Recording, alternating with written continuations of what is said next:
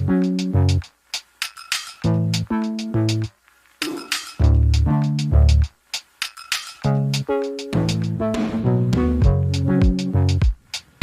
welcome back to Never Did It. I'm Brad Garoon, and I'm here with Jake Ziegler because we're going to talk about a couple of movies from the year 1923 that neither of us had ever seen before, because that's what this podcast is all about. Jake, you assigned me the 10 Commandments. Why? Well, it was obviously a big title. The 1956 version, of course, is more famous, and I did not know that there was an earlier version that was also directed by Cecil B. DeMille, and I thought that was interesting, and I thought it would make an interesting comparison to look at the older one and the not newer 1956, not really newer, but the more recent of the two. So I thought that was something new and interesting to me. Had you seen the 1956 version before? Honestly, never. I know this was it was big for a lot of people growing up. It was shown on TV all the time, but just it was never something that we ever sat down and did as a family in my house for whatever reason. So I mean, if I did see it, it was a really long time ago, and I don't really have any memory of it, or certainly not in full or anything. So yeah, so I definitely took this opportunity to watch the 1956 version as well. So I had seen the 1956 version. It was not, I wouldn't say like a Passover tradition, because it's a nearly 4-hour movie, and on television it was more like a 6 or 7 hour movie with ads. So we weren't like just hanging out all day on Passover, either the first or second day of Passover, watching this. But I still had seen it, and I knew it. Like I knew it well, and I knew the story very well because of the Passover Seder every year. And now Jake, just for people who listen, Jake attends my family's Passover Seder every year. It's a really nice tradition that we have. Love it. Yeah, it's great. I had seen it. I was very familiar with the story, especially because remakes of this story have come out since, or more tellings of the story have come out since, with the Prince of Egypt and Exodus, God and Kings. And we'll talk about both of those in this podcast briefly. So when I watched the 1923 version of the 10 Commandments, I was very surprised that there wasn't much of the biblical story in it. It starts with a biblical story of Moses demanding to Pharaoh to let his people go, and Pharaoh right away saying yes, which was kind of surprising.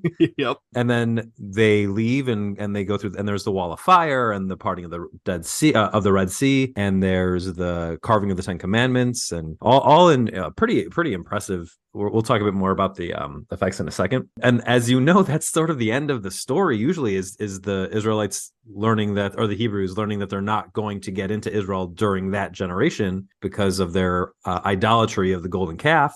I think like you, I know like you, because you texted me and told me, you're like, there's a lot of movie left. What is this? And then it's flash forwards to 1923, and a couple of brothers have a difference of opinion about whether or not the 10 Commandments are good, or meaningful in any way. And it becomes like a Christian's movie, a weird Christian movie. I guess I don't know if Cecil B. DeMille was religious. I didn't research him much for this. Do you know? No, actually, I don't know either. If you were to see this movie, you would think he was like Kirk Cameron or Kevin Sorbo. It's wild. It's forcefully Christian. I wrote it down. Let me see if I can find it. I wrote down how many times, because it's a silent film. It's 1923, but how many times the title cards, how many times do they say the words, the 10 Commandments? It's over 10. Between 10 and 20 times they say the 10 Commandments. You and your lousy commandments, they can't stop me from getting rich, you sucker.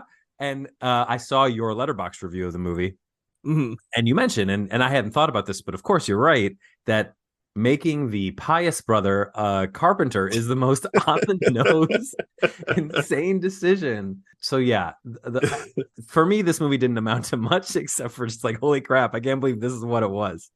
Yeah, it was really, it was interesting that way. I actually thought I giggled to myself partway through the movie because they kept hammering home that, like, if you don't believe in the 10 Commandments, like, bad things are going to happen to you. Just wait. And I thought of the coach in Mean Girls was like, if you don't believe in the 10 Commandments, you will get chlamydia and die. And and then I just started giggling for a while, and I lost track of the movie for a minute. But there's so many odd decisions in it with the brothers. One of them is really in love with this woman whose name is Mary. Come on. Oh my gosh, that's right. It is. Of course it is. Right. And he can't ask her to marry him because he's like afraid or something. So he kind of like half asks her to marry him, but she thinks it's for the brother instead. And then the brother, like, practically twirls his mustache and is like, I will marry her. There's not even like a good characterization of his motivation to marry her, because he says they're dancing, the bad brother and Mary are dancing to rock and roll music on God's day. So the mother is very upset. On the Sabbath. They're not keeping it holy.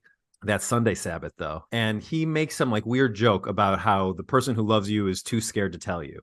And then the other brother doesn't know that they've had the conversation. And while he's proposing, is too cute and says the same thing. So she assumes that it's the first brother who's saying it, which give me a break. Oh my God, this is an old slapstick comedy. This misunderstanding is going to go on for a long time. And at least they cut it off almost right away. Mm. But the mean brother like pats the good brother on the arm and is like, thank you for doing this.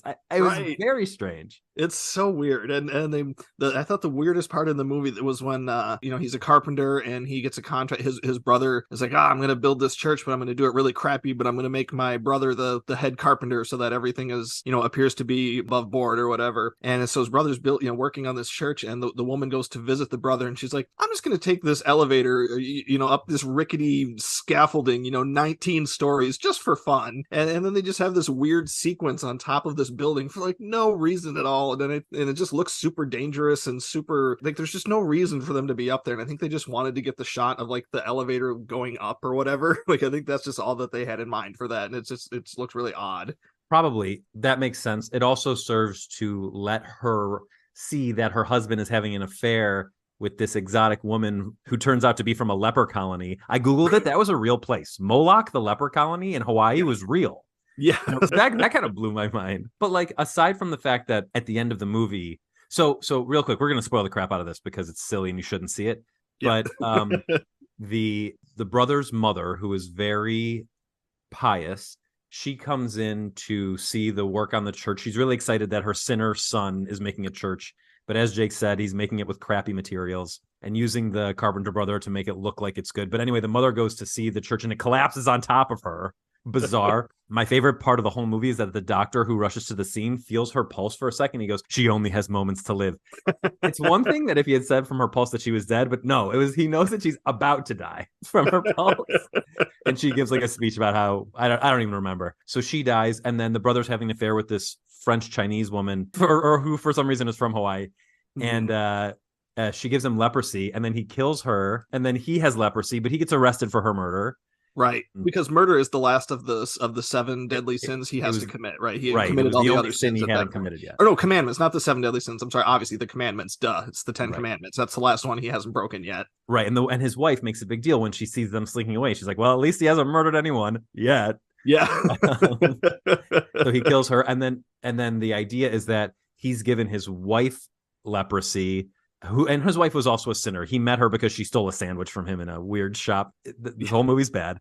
And then she feels like she can't be with the good brother who she's always really loved because she'll give him leprosy. But the good brother is so pious that she doesn't have leprosy. And this is all juxtaposed against when the Hebrews worshiped the golden calf, the woman who like encouraged it all had leprosy.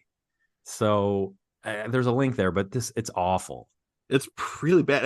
And just to go back to the first part of the movie, though, for 1923, it's pretty good. I mean, they've got, I thought the effects were looking pretty good. It's, a solid retelling of the story. I was reasonably into it. And, even the effects, I mean, we've talked about King Kong on this podcast before. I mean, this is 10 years prior to King Kong. Yeah, but the fireworks were very cool. And then it happened.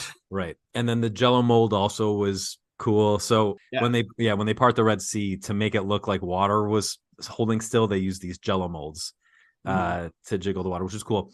And then so we might as well jump right in. So Cecil B. DeMille remakes the movie as a giant epic in 1956. He introduces the movie himself, starts it by saying, yeah, what was especially cool? I just saw Killers of the Flower Moon this weekend. And at the end of the movie, Scorsese narrates the like what happened to all the characters after the fact as part of a radio show. And it reminded me a lot of the way DeMille introduces this movie and then provides the narration throughout the movie. The effects this is a totally effects-laden movie. There's green screen or probably blue screen all over the place. There's one really wonderful shot where Moses is being banished to the desert and the background behind Pharaoh is blue screen and it's got the pyramids of Egypt and it looks a little fake. It's not meant to look fake, but it probably looked a little fake at the time and it looks quite fake now. And then behind Moses in the desert. It's all him really in Egypt in the desert, shot on site. And what I liked about it was whether it was intended or not, it sort of shows this like Pharaoh is going back to this inauthentic life, worshiping many idols, where Moses is going to go find an authentic life in the desert. I thought so that was like a very cool moment. The parting of the Red Sea, I think, was done by filling an empty dam. Wow. Or opening a dam and then shooting it in reverse.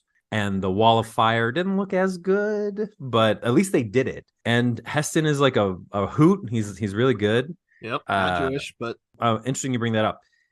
The only Jewish person in the Ten Commandments, one of Jethro's daughters, but I don't even know if she has a speaking line. And then Edward G. Robinson is the only. Right, yeah, Chief Clancy Wiggum. Yeah. He's the that's great. Is Clancy Wiggum based on him? Yes, absolutely. Yeah. I mean, I didn't just come up with that. I mean, I've heard that's the inspiration. Yeah, that makes sense. Yeah, so he's the only Jewish version. He plays an Egypt. I don't think he's Egyptian actually. I think he's a foreigner who ends up being very high in the Egyptian government by being conniving.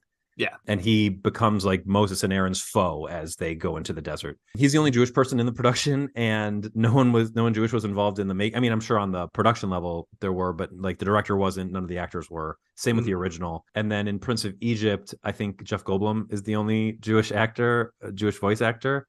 I think that's right. But it was produced by and like de facto directed by Jeffrey Katzenberg. It was like a big pet project of his. Yeah, I love the 56 Ten Commandments. I hadn't watched it in probably 15 years, and I thought it was great. What'd you think of it? I thought it was great too. Yeah, I mean, for even with the 4-hour running time, I mean, I think it goes by pretty quickly. It's got a lot of ground to cover, both story wise and geographically. You know, they're covering a lot of ground there with everywhere they're going. So yeah, I mean, it was cool. I thought just the history of the Moses character. You know, that like that first half was really interesting, and then the second half when all the like the really cool stuff starts happening.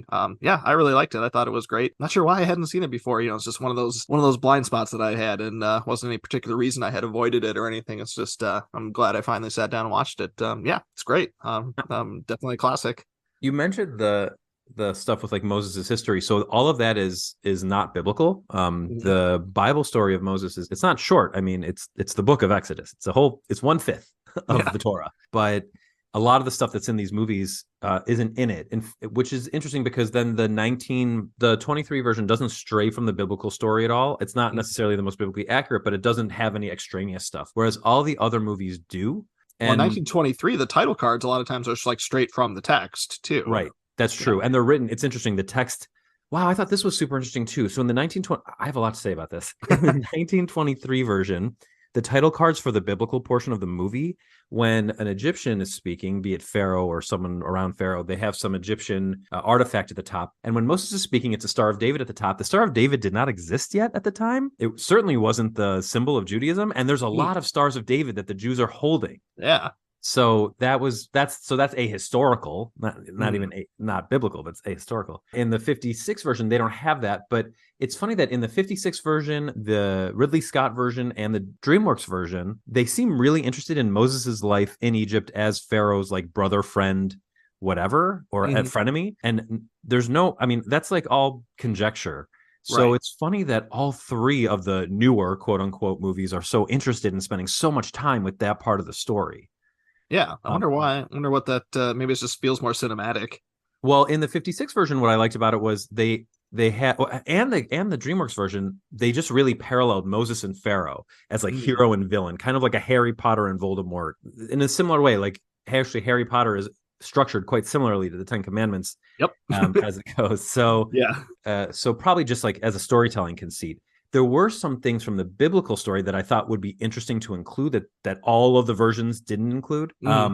Like, for example, there's an interpretation of the story that when Moses was first brought to Pharaoh as a baby, he was tested because they knew he was a Hebrew baby.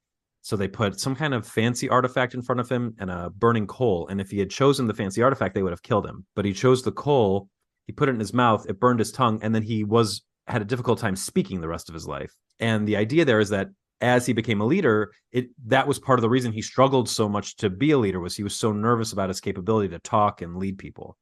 Oh, I never heard that. Yeah, so I mean that's another interpretation. And Aaron spoke for him. In the 56 version, that would have been cool because John Carradine was Aaron, and he has one of the coolest voices in the history of movies. And Jeff Goldblum is in the Katzenberg version, and he's also cool. That'd be awesome. In the Ridley Scott version, it was someone I didn't recognize, and they barely gave him a role.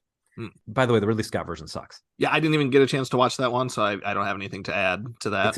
It's bad. It's real bad. In fact, Ridley Scott has said that the movie that he wanted to release was 4 hours long. Ugh. And in watching the 2.5 hour version, I'm like, I don't know that more time with this version of these characters would be better. Mhm. But even more so, it's like, this is my question to you. If Ridley Scott wants to make 4 hour movies, and then the studio releases the 2.5 hour version, and that version bombs, Mhm. should Ridley Scott just stop making movies? Because he like those 4 hour versions aren't getting released. I mean, if the 4 hour versions aren't getting released, then yeah, I don't know why he would keep making the versions that nobody's gonna like that's gonna please nobody. It has me a little worried about Napoleon because that's a 2.5 hour movie, and he has said that there's a 4 hour version of it. I've already heard that it's going to come out though, that Apple TV Well, is going to release it. So in okay, which case then sure, let us see it and let us decide. I mean, once the Snyder cut came out, it's like you might as well release any 4 hour cut now. I mean, it was the bar is so low. I totally agree with that. I mean, Yeah. and this. So I just saw, like I mentioned, I just saw Killers of the Flower Moon. It's a bajillion hours, and people, the theater was packed. I mean, people will go. Yeah, You know what they it's won't good. go to see? They don't want to see something that the director doesn't stand behind. They don't want to see something that gets bad reviews. It's like his Kingdom of Heaven that came out was awful, and then supposedly the director's cut is really good. I haven't seen it. I'm scared of it, but Mhm. I don't know. I trust people who've seen it. I mean, I saw the Alexander original cut, and apparently there are director's cuts, but I don't want to see it. I have no desire to see any more of that movie ever again. Right. Yikes. There's one other thing, one other biblical thing that would have been cool. There's a character in the story named Nachshon who, when Moses was about to part the Red Sea and the Hebrews are afraid to go in, he goes in before the sea is parted up to his head, and then it parts. And it was this is the faith that you should have in God kind of thing. Like someone had to show that faith before you go in. And since faith is such a big part of the story, faith in Moses, faith in himself, and faith in the Hebrew God, that would have Yep. been cool. They kind of do it in the DreamWorks version. The sea has already been parted. Jeff Goldblum's Aaron has been a jerk to Moses the whole movie. Everyone's afraid to go in the parted sea, but Aaron goes in first, and it's sort of like the way they reconcile and Mhm. convince everybody to go in. And I was like, okay, at least they gave that to another Yeah, character. it's a good So reason. anyway, Prince of Egypt also very good. I had it at 3 stars on Letterboxd and bumped it up to 4 after this watch. I So have it at 4. Also, I didn't watch it again recently for this, but I mean, I've seen it. My kid likes it, and has liked it for also. I've seen it several times. So yeah, I mean, I have it at 4 stars. It's good. One thing I wanted to mention too about the 1956 Ten Commandments before we close the book on it was that I what a did pun. I did like right at the end too when Moses, after he brings down the tablets, and whatever too, he also goes and take these 5 books and put them in the ark as well. I'm like, no, Moses, you're dead at the end of the 5th book, so I'm pretty sure that book wasn't finished yet. If I can make a recommendation, when I was in graduate school, I was assigned a book called Who Wrote the Bible? I've read it.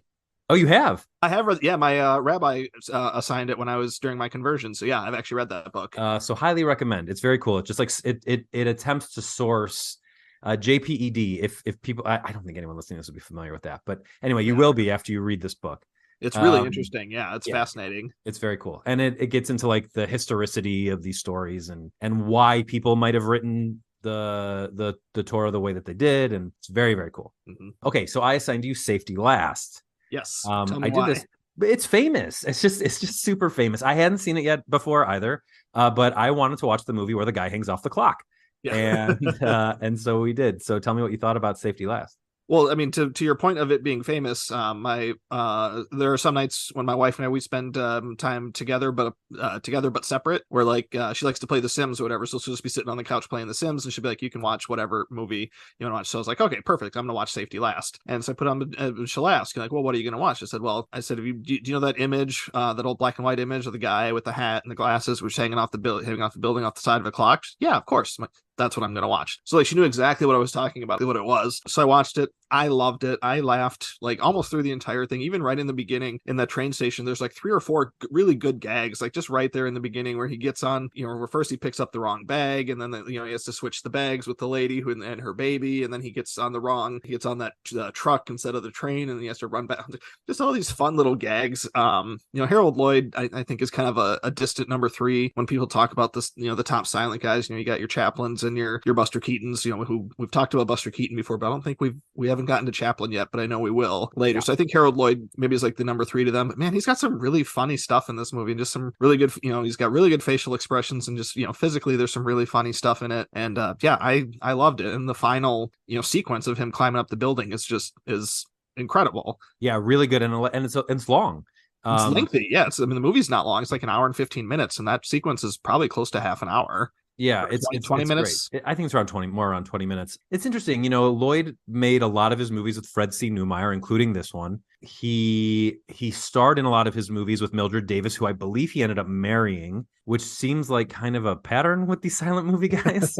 They have great chemistry. So the plot of Safety Last is, as Jake mentioned, this poor guy who goes to make good in the big city, and he wants to bring his girlfriend with him, but won't do it until he's got money and can, you know, afford a life with her. So he goes to the city and he doesn't make money. He's a bum. He can't get it together. He's working at a fabric store, like he's working at a department store. He can't catch a break. Everyone he works for is kind of a jerk. His roommate, but he has a great roommate who's like his sidekick. Now his roommate in real life is played by Bill Struther, who is the person who actually does most of the climbing stunts. Oh, cool. Yeah, and he's got his back. His mom encourages his fiance to go out to the city because he's been lying to them and telling them that he's doing well at the department store, and hijinks ensue. And in order to make a quick buck so he can make this life happen, he pitches the very first viral marketing campaign and offers to climb the department store to gather a crowd so that the department store can make up its lost quarterly revenue. And that's what most of the movie is. And it's really, really funny. Someone on my Letterboxd, when I reviewed it, posted, it's really just the climb and everything else doesn't amount to much, which I couldn't disagree with more. A lot of the gags throughout the basic movie are very, very funny. Mostly it's like misunderstanding stuff that you would expect out of a slapstick silent film. But like the bit where they're avoiding their landlady by hiding in their jackets hanging on the coat hanger, it's so cool. When we watched Thief of Baghdad, I couldn't figure out how they did a lot of the effects. It's easy to figure out how they do the effects in these movies, but it doesn't make it any less fun. It's still like, it's kooky. It's great. Yeah, it's and that was the first thing I was going to mention too, is the hanging off the hooks like that. I laughed. It was just so clever. And then Harold turns it around on his friend too, and when he wants to take the chair from it because he wants to be the one sitting in the chair. Like he knocks on the wall or something, so his friend goes up and and hides in there just so Harold can sit down on the chair. I mean, I love because they're so like poor that. they only have one chair. Yep. It's and they can only afford one record, or they can only afford a record player but not a record. It's really, the gags are really good. The tone is set right away because in the very first scene you think that Harold Lloyd is accused of something terrible and is about to be hung, but it turns out that the noose is just the hook that trains would use to drop off and pick up mail. Just really great stuff. Highly recommend Safety Last. Could not in more forceful terms recommend you not watch the 1923 Ten Commandments. Yeah, I don't think there's really much there to recommend. I thought it was a historical curiosity, but certainly not for anyone who's not doing a podcast on movies from 1923. For sure. And then on that note, also definitely recommend the Katzenberg. Well, it's not really Katzenberg. That's not fair to say. That's like saying the Feige Marvel. Right. Definitely recommend the DreamWorks Prince of Egypt. The songs are great. The music is really good. I actually got chugged. Oh, also the DreamWorks, just if you care about this kind of thing, it's the most Jewish of the adaptations. There's quite a bit of Hebrew in it and some Hebrew prayers in it, which are really beautifully sung. And then Exodus, Gods and Kings is from an era where, I mean, like they had a great cast. It was controversial at the time because everyone's white. Like it's Sigourney Weaver and Christian Bale and Stanley Tucci, and not Stanley Tucci. Who's the other one? John Turturro and Master Gardener. What's that? At least he's Jewish. I don't think he is, actually. John Turturro's not Jewish? Almost certainly not. He's just played Jews a bunch of times, I think. Man, that's confusing. I think he's just straight up Italian. There's no one Jewish in the movie. Oh man. It's got Aaron Paul as Joshua. I mean, it's a good cast, but like very badly cast. It's just like a nothing movie. It came from a time where people were like, we want more realism in our epics. And no, you don't. Like, that's not what a Bible story is good for. If a Bible story is good for anything, it should be like fantasy and inspire and like faith in things that you couldn't see in real life, not things that the Red Sea parting because the tide turned is not interesting. It might be. Is that what they do? Yes. It might be what you want to explain it away, but like, you don't need to make a movie about that. That's not interesting. that maybe that's fine for a Bible class or a religious history class. Right. Don't make a movie about that. That's not interesting. Yeah. Anything else? I'm sorry. I'm not over John Turturro not being Jewish. I was convinced that he was Jewish. It never even crossed my mind that he'd be Jewish. Was it because of Quiz Show and Miller's Crossing that you thought he was Jewish? I think so. Yeah. Quiz Show especially. I just associate, it's just like, I don't know. Maybe I associate that too strong with him because I love Quiz Show. Who directed Quiz Show? Robert Redford, right? Redford, yeah. Yeah, so Robert Redford and the Coen brothers have made you believe that John Turturro is Jewish. Not They certainly did, yeah. Sorry, bud. Sigh. All right. Well, that's it for us this week. We'll be back next week. Moving to, I believe it's 1955. 1955. Yep, the Back to the Future year. If you want to know what is coming out next week, go to our Letterboxd profile. You can find me at Brad Garoon on Letterboxd. I think Jake, you're Jake Ziegler on Letterboxd. Yep, it's Jake_Ziegler. And both of us have pinned to our profiles our Never Did It podcast list. You could also just search for the Never Did It podcast list. And the 2 movies that will be discussed on next week's episode are always at the top of that list. So check that out. And thank you for joining us for Never Did It.